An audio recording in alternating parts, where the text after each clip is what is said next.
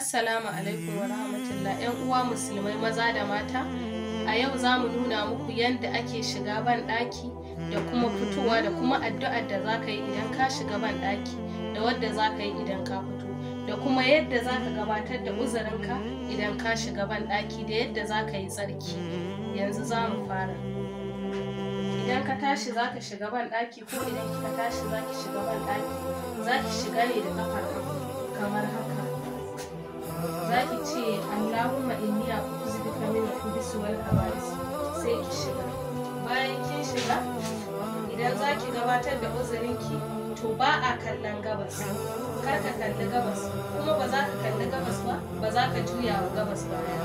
Abinda za ka yi shine za ka juya ka kalli kamar kudu kenan da arewa, za ka iya juya ka kalli kudu haka ko kuma ka juya ka kalli arewa, amma ba a yadda ka juyo wa gabas al'aurar ka ba, haramun ne ba a yadda da wannan. Ko kuma ka juya wa alƙibla baya, shi ma wannan ba a yadda da shi. Bayan ka yi wannan, idan ka shiga, bayan ka yi addu'a, idan ka tsuguna za ka gabatar da uzurinka. Bayan ka gabatar da uzurinka, sannan kuma sai ka zo. Idan ka tashi yin tsarki, wasu da yawa a wajen yin tsarki suna samun wata matsala, saboda wani kawai idan ya tashi yin tsarki zai haɗe ko ina da ina ya wanke. A'a, to ba haka ake yin tsarki ba.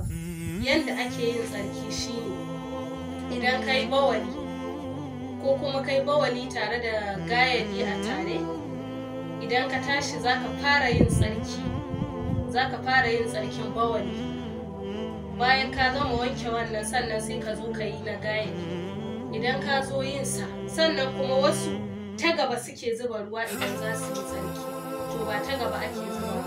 Ana so ka sako hannunka ta baya ne, yanda ka saka hannunka ta baya sai ka zuba ruwa, kana zubawa kana wankewa, kana zubawa kana wankewa tun kana jin santsi, har sai ka tabbatar da cewa komai ya fita, ka wanke shi, ka fara jin gurin yana yin damu. Sannan idan kuma tsarkin gayadi, idan kana yin tsarkin nan za kuma ka yi nishi. Idan ka yi nishi ka tabbatar da cewa komai ya fita, sai ka wanke.